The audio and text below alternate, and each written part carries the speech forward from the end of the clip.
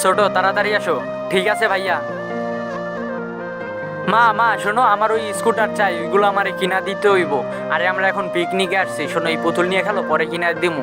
না, আমার ওই স্কুটারই চাই, আমারে যেভাবে হোক কিনা দিতে হইব, আমি কিছু জানি না কেমনে কিনা দিবা। আরে এখন কি করতে পারি, আইডিয়া পাইছি। ছোটোর জন্য এখন একটা স্কুটার বানাই দিতে হইব, এই কাঠটারে পাইছি, এইটা দিয়া সুন্দর কইরা প্রথমে প্রিন্টিং করতে হইব, প্রিন্টিং করা সাইজ মতো ওইটারে কাইরা নিতে হইব, কাইরা নেওয়ার পরে সুন্দর কইরা স্ক্রুগুলারে লাগাই দিতে হইবে, ওগুলারে জোড়া লাগানো হয়ে গেছে, জোড়া লাগানোর পরে পাইপ বইরা দিতে হইব, পাইপ পরার পরে ভাইয়া ভাইয়া তুমি যে এত কষ্ট করতেছো, কেউ কি আমগো ভিডিওতে লাইক করে, চ্যানেল সাবস্ক্রাইব করে? আরে ছোট চিন্তা করো না, সবাই সাবস্ক্রাইব করে। ঠিক আছে ভাই, আমি দেখতাছি কে কে সাবস্ক্রাইব করে।